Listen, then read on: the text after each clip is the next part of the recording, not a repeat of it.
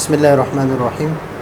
نفحۃ العرب کا 15واں سبق ہے، اور یہ وکان عمر بن عبد العزیز جالسا عند الولید بن عبد الملک وکان الولید لحانا فقال ادع لي صالح فقال الغلام یا صالحا قال له الولید انقص الفا فقال عمر وانت یا امیر المؤمنین فزد الفا۔ یہاں پر اس کا ترجمہ یہ ہے کہ عمر ابن عبد العزیز بیٹھے ہوئے تھے ولید ابن عبد الملک کے پاس، وکان الولید لحانا، اور ولید بہت زیادہ غلطی کیا کرتے تھے۔ فقال، تو ولید نے کہا ادع لی صالحا، مجھے صالح کے نام سے بلا لیا کرو، مجھے صالح سے پکارا کرو۔ فقال الغلام، تو لڑکے نے کہا یا صالحا، یا صالحا، اس نے غلط بھی پڑھا اور اس نے بھی غلط پڑھا، لیکن اس نے جان بوجھ کر۔ قال له الولید انقص الفا، تو ولید نے کہا کہ آپ الف کو کم کر دیں، الف کو کم کر دیں، یہاں پر جو الف ہے اس کو کم کر دیں۔ فقال عمر وانت یا امیر المؤمنین، اے امیر المؤمنین آپ الف کو زیادہ کر دیں، یہاں پر الف کو آپ زیادہ کر دیں۔ تو سبق کا ترجمہ ہو گیا، لیکن ابھی میں اعراب لگاتا ہوں، ایک دو قاعدے وہ ذکر کریں گے، اور اس کے بعد جو اصل مسئلہ ہے اس کو سمجھائیں گے۔ وکان عمر بن عبد العزیز جالسا عند ولید بن عبد الملک وکان الولید لحانا فقال ادع لی صالح فقال الغلام یا صالحا قال له الولید انقص الفا، الف کو زیادہ کرو۔ فقال عمر وانت یا امیر المؤمنین فزد الفا۔ ابھی ایک قاعدہ تو یہ ہے کہ یہ فعل ناقص ہے، فعل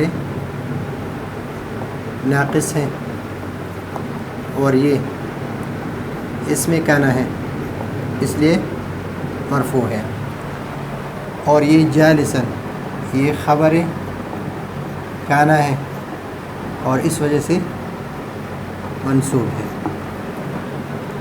اس میں کانا خبر کانا متعلق ہے جالسن۔ یہاں پر بھی اس طرح ہے، کانا فعل ناقص ہے، ولیدو اسم ہے، اس میں کانا، اور لحانا یہ خبر کانا ہے، اس وجہ سے منصوب ہے۔ فقال ادعو یہ امر کا صیغہ ہے، اس میں قاعدہ بیان کریں گے کہ ادعو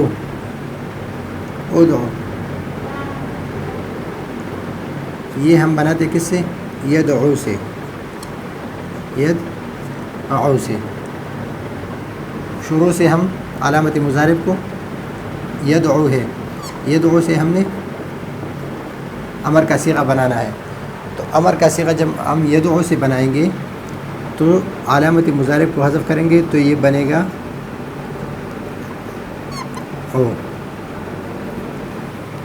ابھی اور آخر سے آخر پر کو ساکن کریں گے اگر حرف علت نہ ہو، اگر حرف علت ہو تو اس حرف علت کو ہم گرائیں گے تو یہ بن گیا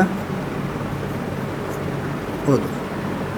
ابھی یہ دال جو ہے یہ ساکن ہے، دال ساکن ہے، اور اس سے قبل ہم حمزہ وصلی لائیں گے، اور اس حمزہ وصلی کو ہم یا مضموم پڑھیں گے یا مکسور. اس عین کلمے کو دیکھیں گے کہ عین کلمہ کیا ہے, مضموم ہے, تو یہاں پر ضمہ لائیں گے.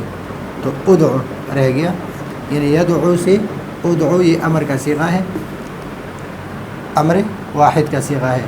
لی یہ حرف جر ہے, حرف جر ہے, اور یہ ضمیر جو ہے یہ متکلم کا ہے.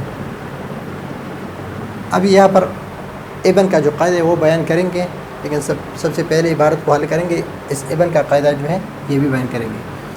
ادعو لی, ابھی ادعو فعل فاعل ہے, اور صالحا یہ اس کے لیے مفعول بن رہا ہے. یہ کیا بن رہا ہے؟ مفعول بن رہا ہے. صالحا,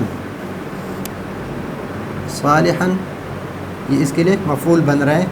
تو یہاں پر الف ہونا چاہیے اور یہاں پر تنوین منصوب ہونا چاہیے, یعنی منصوب ہونا چاہیے یہاں پر, اور الف ہونا چاہیے. جب منصوب ہو تو الف لگ جاتا ہے. اگر الف لام نہ ہو تو, اگر الف لام ہو تو پھر الف لگانے کی ضرورت نہیں ہے. تو اس نے ولید نے اسے کہا کہ ادعو لی صالح, مرفوع منصوب نہیں پڑھنا چاہیے, مرفوع نہیں پڑھنا چاہیے بلکہ منصوب پڑھنا چاہیے, اس لیے کہ یہ فعل فاعل اور یہ اس کے لیے مفعول. اگر اس کو اعراب حکائی لے لیں تو پھر صحیح ہے, پھر اس پر الف زائد کرنے کی ضرورت نہیں رہی. لیکن یہاں پر حکائی کی ضرورت نہیں, بلکہ یا صالحا, صالحو, صالحن اس طرح ہے. فقال الغلام, تو الف لام اس پر ہے, معروف ہے, تو اس غلام نے کہا فقال الغلام یا صالحا, اس نے بھی غلط پڑھا. یا کے بعد جب منادہ کیا ہو, مفرد ہو, مفرد سے مراد یعنی مضاف نہ ہو, مضاف نہ ہو تو مرفوع ہوتا ہے, مبنی بالرفع ہوتا ہے. یا صالحو, نہ الف لام ہوتا ہے نہ تنوین, بلکہ کیا پڑھتے ہیں یا صالحو. اور اس نے کیا پڑھا یا صالحا, کس کے لیے؟ کہ اگر یہ کہے کہ آپ نے غلط پڑھا تو میں بھی اسے کہوں گا کہ آپ نے بھی غلط پڑھا ہے, اس کی تصحیح کے لیے. تو یا صالحو, یا رجلو, یا اللہ, یا اللہ, یا زیدو, اس پر تنوین نہیں ہے بلکہ مبنی بالرفع ہے. قال لہو, لہو میں ضمیر کس کی طرف ہے؟ غلام. اس غلام کو کس نے کہا؟ الولید, ولید فاعل ہے کس کے لیے؟ قال کے لیے. اس نے کیا کہا؟ یہاں پر الف نون قاف صاد ہے, یہ بنا ہے ینقصو سے, ینقصو, ینقصو یہ نصر ینصرو سے ہے, نصر ینصرو سے, نقص ینقص, نقص نصر ینصر, یا نقص ینقص سے بنا ہے. تو سب سے پہلے ہم علامت مضارع کو حذف کریں گے, آخر میں ساکن کریں گے. پھر فا کلمے کو دیکھیں گے, فا کلمہ ساکن ہے یا متحرک ہے. اگر ساکن ہے تو شروع میں حمزہ وصل لائیں گے. اور پھر عین کلمے کو دیکھیں کہ عین کلمہ مضموم ہے تو حمزہ پر پیش ہوگا, یعنی مضموم, حمزہ مضموم لائیں گے. تو اس نے کہا کہ انقص, یہ انقص فعل پہلے امر ہے, اور انت ضمیر اس میں مستتر ہے, انت ضمیر اس میں. اور الفن, الفن یہ اس کے لیے مفعول بھی ہے, مفعول بھی. ابھی اس الف سے کیا مراد ہے؟ الف سے یہاں پر کہ یہاں پر آپ الف کو بڑھا دو, ادعو لی صالحا, صالح نہیں بلکہ ادعو لی صالحا.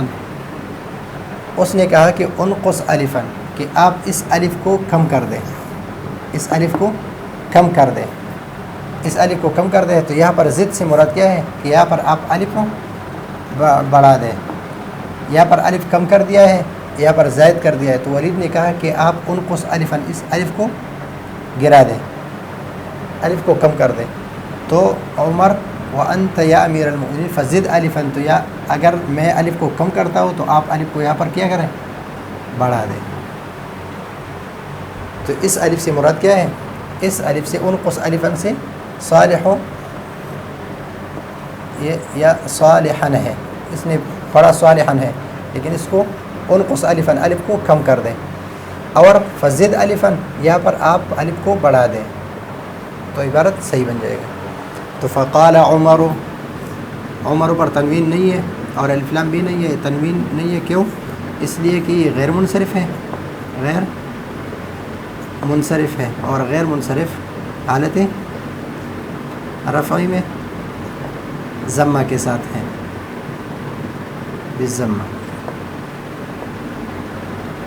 وانت یا امیر المؤمنین، اور تو اے امیر المؤمنین، تو امیر المؤمنین یہاں پر اضافت ہے تو امیر پر زبر آئے گا، یا امیر المؤمنین، اب یہ مضاف ہے تو جمع سالم ہے، جمع سالم ہے، اور جمع سالم کے اعراب بالیا ما قبل مکسور ہے، بالیا ما قبل مکسور ہے، یعنی بالحرف ہے، بالحرکت نہیں ہے۔ فزد، زاد یزید سے امر ہے، زادہ یزید، یا زیدو، یزید سے امر ہے، تو ابھی یہاں پر آخر میں ہم کیا کریں گے؟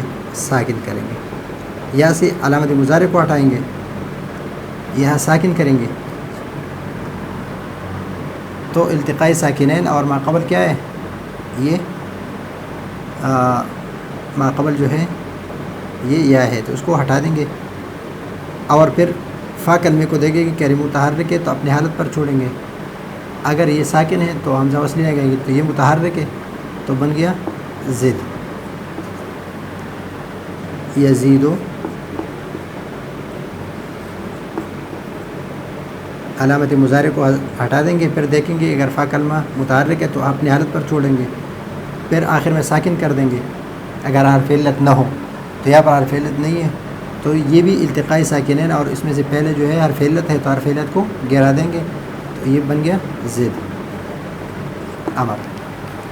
اب یہ رہ گیا ہمارے پاس وکان عمر بن، یہاں پر ہم نے ضمہ لگا دیا ہے اور یہاں پر زیر ہے، تو ابن کا قاعدہ یہ یاد رکھیے کہ یہ اپنے ما قبل کے لیے صفت ہے اور ما بعد کے لیے مضاف ہے۔ اس کی ترکیب ہم اس طرح کریں گے کہ عمر موصوف، ابن صفت، موصوف اور صفت کے اعراب دونوں ایک جیسے ہوتے ہیں، تو عمر پر ضمہ ہے تو ابن پر بھی ضمہ آئے گا، تو یہ اس کو موصوف نہیں بنائیں گے، اس کو مضاف بنائیں گے، یہ مضاف اور پھر یہ مضاف الیہ، مضاف اور مضاف الیہ مل کر مضاف بن گیا، کس کے لیے؟ اس مضاف کے لیے، مضاف اور مضاف الیہ پھر مل کر یہ موصوف بن گیا، یعنی یہ مضاف، پھر یہ مضاف، پھر یہ مضاف الیہ، یہ دونوں، یہ مضاف الیہ بن گیا کس کے لیے؟ اس مضاف کے لیے، اور پھر یہ مضاف الیہ بن گیا موصوف، یہ صفت بن گیا، صفت بن گئی کس کے لیے؟ اس موصوف کے لیے، موصوف کے لیے، یہ موصوف اور صفت مل کر یہ دونوں، یہ اسم کانا بن گئے، اس میں کانا کا اسم اور جالس اس کے خبر۔ یہاں پر یہ ولید جو ہے یہ موصوف ہے اور ابن جو ہے یہ مضاف ہے، یہ مضاف الیہ ہے، مضاف الیہ مضاف ہے، مضاف الیہ ہے کس کے لیے؟ اس کے لیے، اور مضاف ہے کس کے لیے؟ اس کے لیے، اور یہ مضاف الیہ ہے، یہ دونوں مل کر یہ مضاف الیہ بن گیا اس مضاف کے لیے، اور یہ دونوں مل کر یہ صفت بن گئی کس کے لیے؟ اس موصوف کے لیے۔ تو ابن کا یہ قاعدہ یاد رکھیے کہ یہ ما قبل کے لیے صفت ہے اور ما بعد کے لیے مضاف الیہ، یعنی ما قبل اس کے موصوف ہوتا ہے اور ما بعد اس کے مضاف الیہ۔ اور ابن کے الف کہ جب یہ دو عالموں کے درمیان ہو تو اس پر الف اس کے ساتھ نہیں لگے گا، دو عالموں کے درمیان ہو، دوسرا یہ کہ سطر کے شروع میں نہ ہو، اور جب دو عالموں کے درمیان تو سطر کے شروع میں نہیں ہوگا، اور ایک یہ ہے کہ یہ پہلے کے لیے موصوف بن رہا ہے تو پہلے کے لیے موصوف تب بنے گا، پہلے کے لیے صفت بن رہے ہیں اس وقت بنے گا جب اس کے پہلے یعنی دو اسموں کے عالموں کے درمیان ہو۔ وکان الولید، اور ولید جو ہے لحانا، یہ لحان تھے تو ولید، یہ پورا عبارت ہم پڑھ چکے ہیں، یا جہاں جہاں پر قاعدے ہے وہ ہم نے بیان کی ہے، پھر بھی اگر آپ کو کوئی مسئلہ ہو تو آپ پوچھ سکتے ہیں. اگلے سبق کے لیے اجازت چاہتے ہیں. اللہ حافظ.